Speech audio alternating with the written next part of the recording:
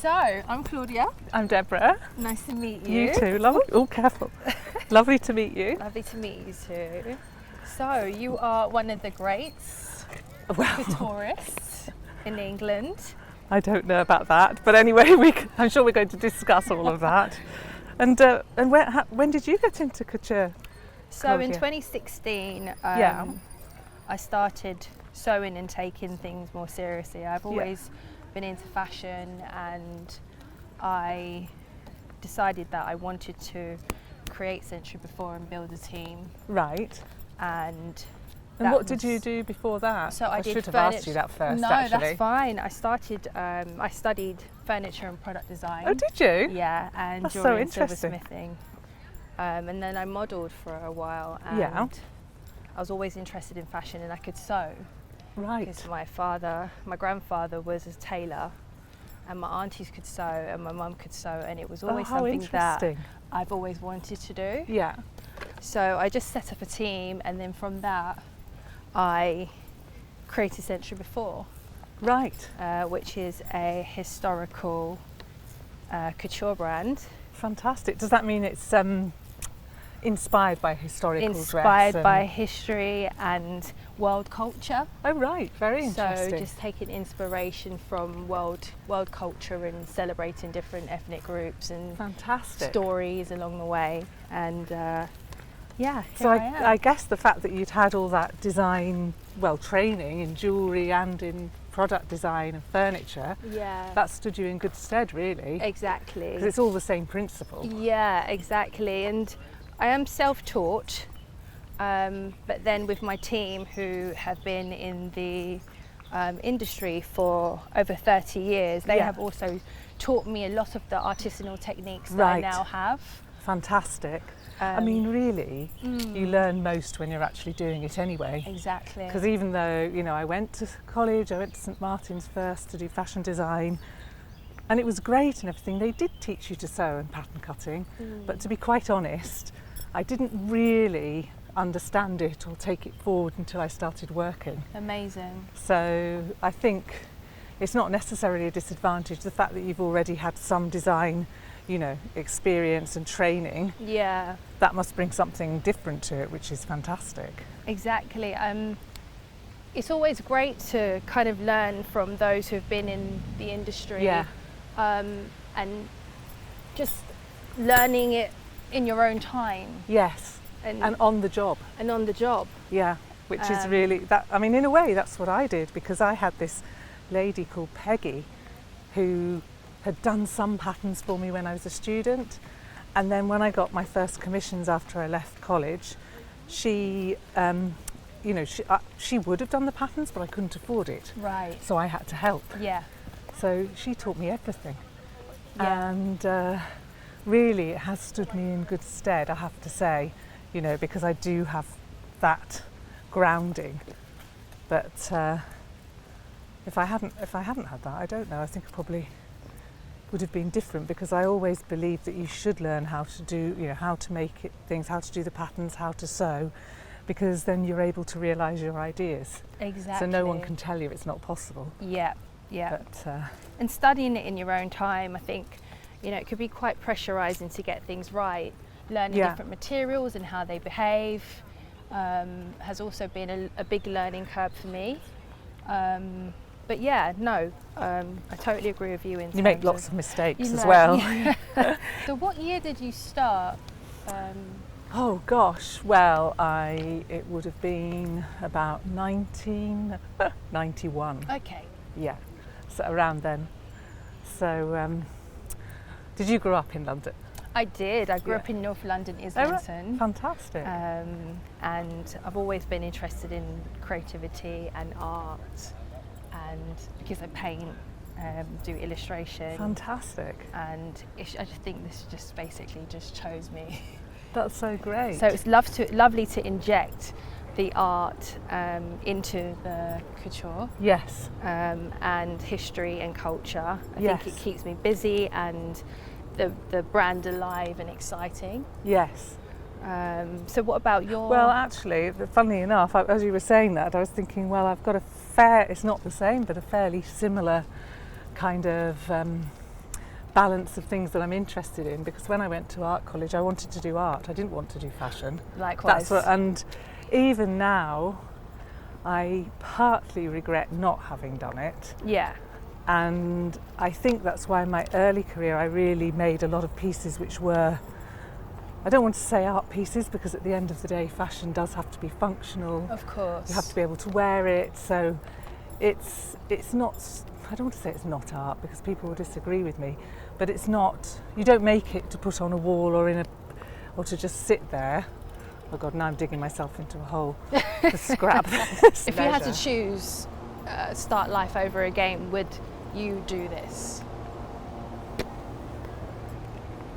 Ooh, there's some silence. That's a difficult question. I would say no, but then I wouldn't have met the people I've met, and I wouldn't have met Andre, my partner, and had our son, and I wouldn't have lived in Brazil, and I wouldn't have had the time that I've had doing all the research into the Ecoture. So I think there's not much point in having the regrets. Yeah. You've got to use what you've got and take it in, you know, Of course. the directions that you can. Could you tell me a little bit more about your Ecoture? So grew up in the very potted history, grew up in the Lake District, went to Carlisle to do fine arts. Well, there was a foundation course, but that was the plan. And then I ended up going to St Martin's to do fashion design, which I was really happy about at the time, don't get me wrong, I was very excited. And obviously realised that I had to learn how to sew and pattern cut, or I couldn't make the ideas that I had, which were quite art-based. Anyway, long story short, I went to the Royal College of Art, which is just over there actually, and had 2 really amazing years. I really enjoyed it because of the introduction between, you know, people doing other disciplines, and then the fashion course as well. It was really exciting. And when I left the Royal College, I actually spent a year doing art and decided I didn't want to do fashion anymore. And a really good friend of mine, Philip Tracy, came around and brought me someone to do a wedding dress. Oh wow. And so that was how I kind of started, really. Right. Then I just got one after another, and he was working in Isabella Blow's house, the fashion editor. Queen, yep. And so I had a room in her house as well. And so we both worked there. And it was brilliant because really I didn't have to do anything. She promoted us. She told everyone, like, you should wear Philip's hats, you should get one of Deborah's dresses. You know, but I didn't realise how incredible that was. You kind of take it for granted a bit, I think, when you're young. You don't really, it wasn't that I didn't appreciate it, but it was all just part of what was going on. Yeah. So anyway, I did that. I moved to my own studio after a bit for about 10 years, got loads of press and things like that. But I never made any money, and I had various setbacks which were quite difficult. And then an assistant was going to Brazil, so she invited me. Oh, lovely. And I thought, okay, yes, I'll go. It's just on holiday, you know. Mind you, I then met Andre, my partner, came back to England, and Isabella was doing a trip to Sao Paulo. Right. So she said, if you come with me, I'll introduce you to everyone. So I moved to Brazil, Oh, closed wow. my studio and went and lived in Brazil. And it was while I was there, supposedly doing something else that wasn't fashion, that a friend of mine said to me, well, why don't you do what you're, you know, take what you're good at, i.e. couture, and bring what you're interested in to it, because I was always interested in health and fitness and eating organic food. I mean, I wasn't holier than thou, don't get me wrong. And, you know, I'd been introduced to Aveda Cosmetics by one of my clients. She'd given me a present when Aveda just opened. And so I thought, well, maybe I should try and do a sustainable haute couture line. Amazing. So this was 2003, and we approached the British Council in Brazil, who laughed at us and said, well, you'll never make that work because of this, this, this and this. And then I rang a friend of mine in England and said I'd had this idea about partnering with someone like Aveda, because, you know, couture and beauty go hand in hand. Yeah. And he was working with them. So it was Peter Gray, actually, who's a good friend of mine, fantastic hairdresser and filmmaker and all sorts of things. And it took a while to kind of go over everything, but eventually they agreed to finance the research and development of 10 pieces. And I did it in tandem with Aveda. Wow. So I went to Minneapolis and I So you got to travel. Yeah, I saw the way that their dyes are produced, which were all natural, that they use in their hair, makeup, in the makeup products. I saw, I met the guy who makes the perfume, who explained how the perfume's made. Nobody's allowed to wear perfume in the plant because they might affect the nose. Right. They have their own organic cafe.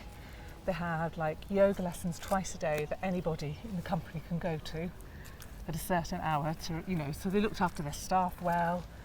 And it's just an incredible experience, but also they showed us their packaging, how they sort of got a more sustainable packaging system, everything. So it was incredible.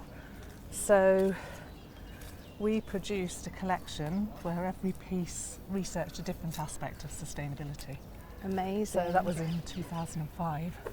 So I got loads of press from the kind of hair beauty side of things, or the people who are interested in ecology, but not much from the fashion industry. I wonder, not really interested. Is it because was British fashion a thing where they liberated couture designers like yourself? I don't know. I just don't think that the fashion world was ready for it. People I spoke to had said, yes, that's all very well, but you'll never be able to scale it, or people aren't going to not use certain things because it's not good for the environment. But what I was trying to say is that you could do it, and you could see the limits as a way of making something beautiful and trying something you didn't think of doing. Yeah. In terms of finding love in the industry and working so hard, how did you balance that? How did you find I think that balance? It is very hard, and I think you have to guard it jealously. Definitely when I was younger, I didn't have a balance at all. I just worked day and night. And like me. Is that what you're doing now? I'm doing it now. Yeah. Yeah. I think at some point you have to put those hours in. Yeah. And I think that the good thing is that as you get more experience, you can find a way of not having to do that because you have more experience. Yeah, of course. So I don't have to do that anymore. That said, of course, if you really want to get the press and everyone on your side, you do have to work really hard. It is that sort of industry. You can't sit back, but I think you can carve out some time. Yes, of course. And what was your most enjoyable experience to date? Gosh, if I just pick one thing, it would probably be when Aveda took me to the Amazon to meet a tribe, which was incredible. Wow. Which was related to the fashion, because if I hadn't been doing what I was doing, I never would have gone. What was it exactly that you took from that experience? Well, when I lived in Brazil, I realised that you can't just visit a tribe, you have to be invited. Because you have to have a set of Was it the native? distance. Yeah, it was a tribe called the Yawanawa who live in western Brazil. Okay. And we had to take 1 or 2 planes, but Aveda's view was they took the guy who's the video guy, the makeup artist, myself, and the head of sustainability, who hadn't been for 10 years, and they were going really to see how to take forward the next stage of the partnership they had with the tribe. Because the tribe produced urucum, which is a red plant that you get in Brazil and produces this red pigment that they use to paint their bodies. And Aveda use it in their hair and makeup. It's a whole big long story. So I don't want to just go off on one about my things. But what about you? What do you think is the most exciting thing that you've done so far? I think finishing off my collection has been a massive deal for me. Is this your first collection? This is my first collection. Yeah. It's called The Regard. Fantastic, that's a great name. Yeah, it's called The Regard, named after the alphabet of gems. It was aristocratic jewellery that symbolised wealth. Oh, right. And it spelt certain words. Oh, right, how interesting. So I've taken that concept from the jewellery and have created the Regard collection. That's brilliant. And it was during the period of the 17th and 18th century, after the French Revolution. And I have used Swarovski crystals to create the garments. I think I have over 17,000 hand beaded I was just going to ask you, have you sewn them on? Or they're all hand sewn. Wow, fantastic. In fact, one of my jackets have over 25,000 beads on one of them, so I have to correct myself. That's incredible. And it's taken inspiration from the Victorian silhouette. Yeah. With the big shoulders. I think I saw just a snippet on your website. Yeah. But you couldn't see much. You couldn't see much as it's developing. Yeah. As you know, when you're starting out, it's very difficult to kind of navigate yourself because you're the designer, you're the businesswoman. Yes. You are the marketing director, and then you forge your team. Yes. So I think I've been in that stage where I'm building and developing. Yeah. And now that I'm getting ready to launch the collection, I'm coming out and meeting people, greats like yourself, Not at all. who I aspire to be like and take reference from and learn from. I think the thing is as well, I think nowadays there seems to be much more of an appetite for doing things in your own way, in your own time. Yeah. So I think that's really good that you've taken the time to do the collection. And then how are you going to launch it? Are you launching it in a different way, or are you putting it on the website, or are you going to show it? Or it's a really good question because I think I'm quite old school. Right. Like I don't really, social media is very interesting for me because there's a side of it that I think is absolutely awesome, and then the other side of it is having your personal space. Yes. And it could be quite scary. Yes, I think I've just literally just got over the hurdle of it's okay to show your work. Yeah. And it's okay to be judged. Yes. I think that's very scary when you're creating something and you think it's wonderful. Yes. And the criticism from outside could be quite a scary and daunting place. Yes, absolutely. But I'm now over that hurdle and I'm like, I love it. And so far everybody else loves it. And I'm ready to birth it. So social media, maybe a launch party. Yeah. And fantastic. just something of that nature, I think. It deserves a celebration. It does. After all that work. Exactly. How long did it take you to put it together? So I've been working on this on and off. Yeah. 2018, I'd say. Right. And then during the lockdown period, I completed it. Fantastic. And took it more seriously. And I said, I'm going to go for it, hammer and tong, and give it my absolute best. I think that is the thing often with the first collection. It isn't something you just do in 6 months, especially with couture. It can be many, many years in the kind of creating and bringing everything together. Yeah. And that's part of the beauty of it, because it does have a lot of depth then. Yes. I mean, I can't do many collections just because it's just way too expensive. Yeah. So and time consuming. And time consuming. Yeah.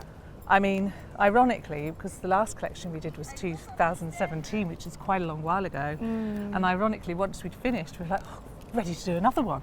Yeah. But it's so expensive. It's expensive. But it's just almost, you know, I mean, now I'm just thinking, well, I'll just do something else when it's the right time. Would you get back into art?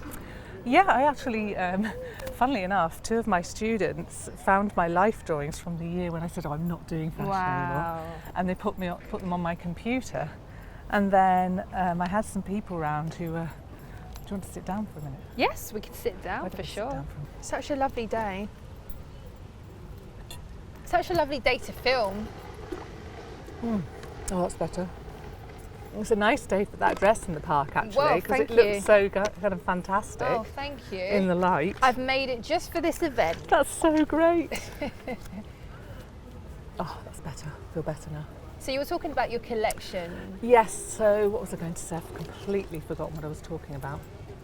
You were saying about art. Yeah. Well, just touching back on that for a minute. So when they came round, they were looking at the couture pieces, and we were thinking whether I could do something with one of the auction houses as kind of special pieces. So, funnily enough, fashion as art. Yeah. You know, me having said I didn't know if that was something that could be done, and then I, on the spur of the moment, showed them my life drawings, and with the result that last year they had 3 of them in an exhibition and sold 2, which was good. So now I've got to basically create some more work, and then we see where it goes from there. I mean, I have a lot of life drawings, but you can't just live off your, you know, parts. When you mean life drawings, like what does that look like?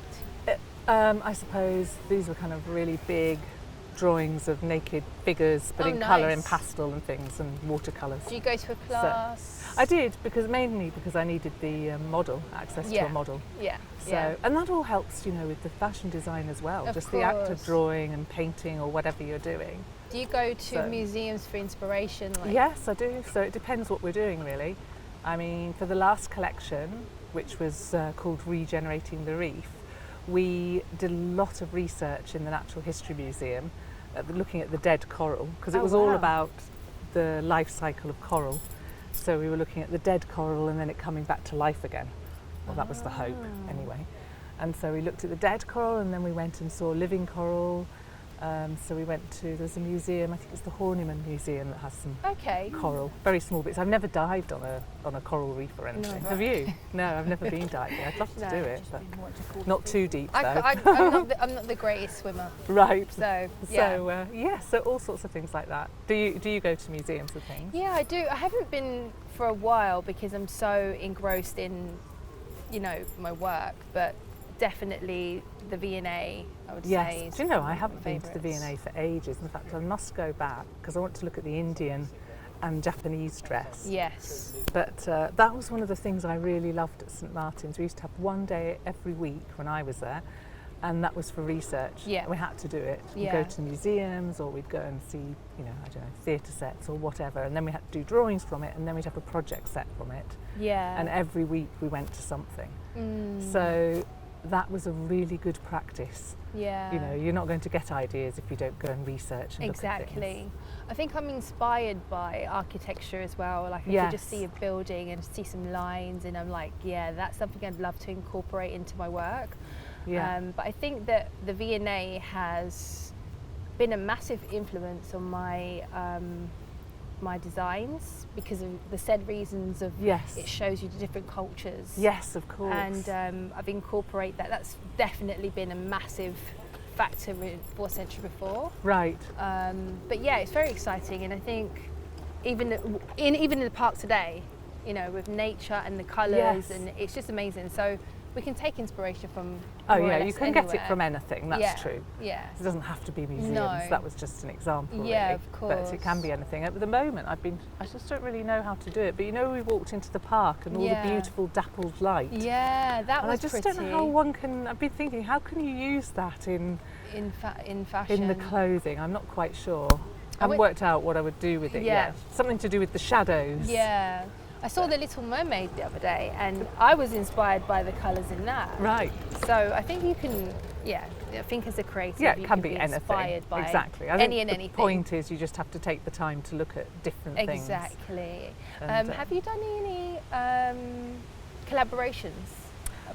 It depends what sort of collaborations. Fashion collaborations? I've done collaborations with, where, you know, for example, with Philip Tracy, who makes hats. Yeah.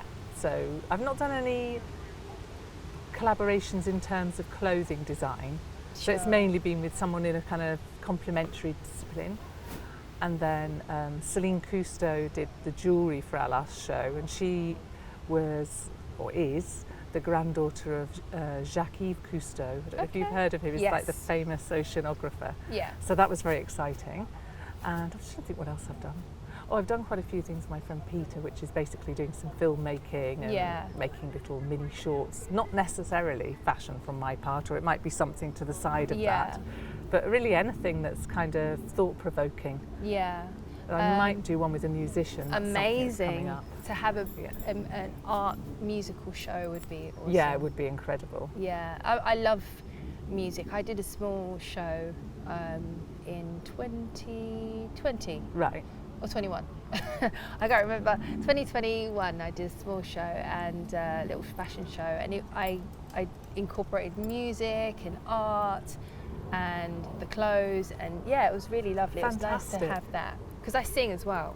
Well, I did wonder, because I read something, because I was just reading a little, because I didn't really know about you, so I was reading a little bit before I came, and I saw something about you performing, but it didn't elaborate on what you were performing, so I thought, well, I have to ask you, so I'm glad you reminded me.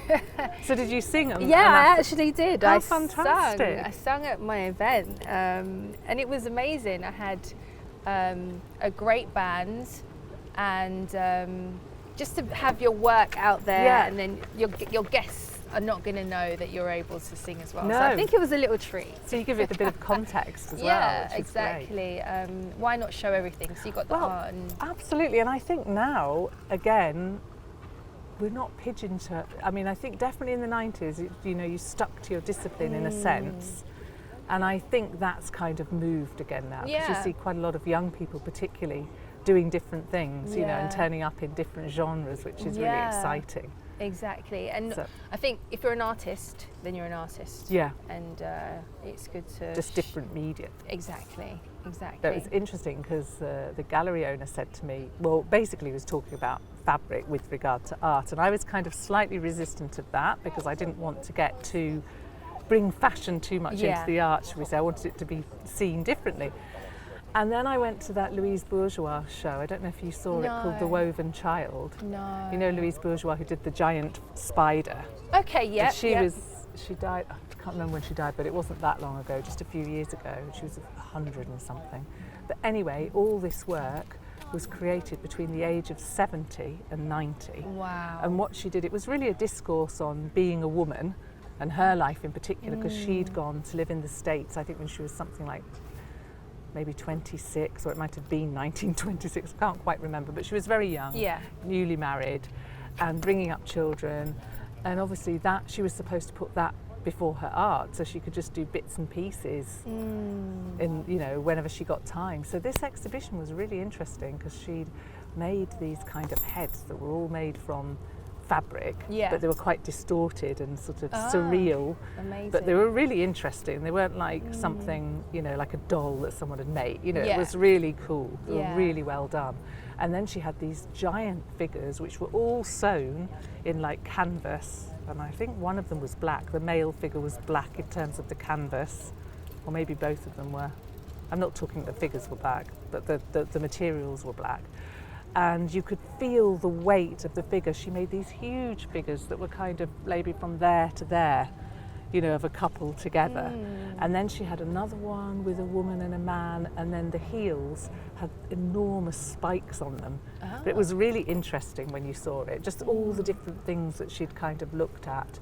And another one where and I'd never realised the significance of the spider, but obviously that linked back to the whole idea of weaving and women as the weavers of the world. And and she had another figure with a woman where two threads were coming from the breast and then winding around and going into the mouths of the children. So it was really beautifully done. I wonder what that signifies. I can't remember now, but it's interesting. I imagine something to do with weaving the fabric of the world and creating children, and that being the next generation, which all kind of go into this big web of humanity, of life and humanity. Yeah. So that was really interesting. So that changed my perspective, and I thought, okay, you can't be so narrow-minded that you're not going to do this, you're not going to do that. So my new philosophy is to just do it and not think too much. And that's exactly what I intend to do, to just do it. Exactly. Exactly. And what advice would you give to me as a new couturier? Gosh, that's very hard. I mean, I think probably to do exactly what you're doing, just keep on doing it, keeping it fresh, getting out there, meeting people when you can, but also not feeling that you have to fit into certain patterns. That it's okay if you show something now and then you show something again in, I don't know, 2 years. Or if you decide, okay, no, I'd just like to release 3 pieces now. So that's actually a really good point, because I often think about because I've got like a 12-piece collection, to keep that up, and there's so much work that's gone into it, like how do I think you can keep using the same collection, and maybe you show it in a different way or add a different piece. I mean, I still send pieces out from the 90s on shoots. Really? But that's the beauty of it. You can just change it up. You've got your pattern cuttings. Exactly. And you can it's very hard to stay afloat, I have to say. I mean, it's still a struggle for me because I'm totally self-financed. Likewise. And it is hard work. It's very expensive unless you have, sponsorship, but even then it doesn't cover everything. So I think, it's quite important when you get clients to be able to charge enough, and that's difficult. So you've got to kind of balance it. Yeah. When we did a cash flow, I had this really great guy advising me for a while. Sadly, I don't have him anymore, but he advised me that you had to, all your direct costs, which are your fabric and your labour, you had to times it by 3 to make money. Yeah. But it's really hard to sell it for that price. Yeah. So often you're having to times it by 2, and then Yeah. but that only covers the overheads. Yeah. But only in the cash flow that we times it by 3 Yeah. was I going to make enough money to do the new pieces and the R&D that you need to do. Yeah. So, but I think just take it slowly and bit by bit and do what you can do. Yeah, that's exactly what I am doing. Yeah. It's not easy, but No. it is fun. But if it was easy, everyone Everyone would would do do it. it, Yeah, yeah. exactly. So Yeah. it's not meant to be easy. No, it's not meant to be It's, easy. And we're chosen, so. Yeah, Or exactly. Or it chose us. Exactly. Yeah, probably going back to your earlier question, that would I do something different starting again? I don't know, because then I wouldn't have had all the incredible experiences I've had. Yeah. And even, you know, if I make something in art now, it would be different Yeah. to if I'd gone down a different route. So Yeah. who knows? Well, That's it. brilliant. Yeah, it was lovely speaking to you. Likewise. Thank you so much. Oh, thank you too. Wonderful. Thank you.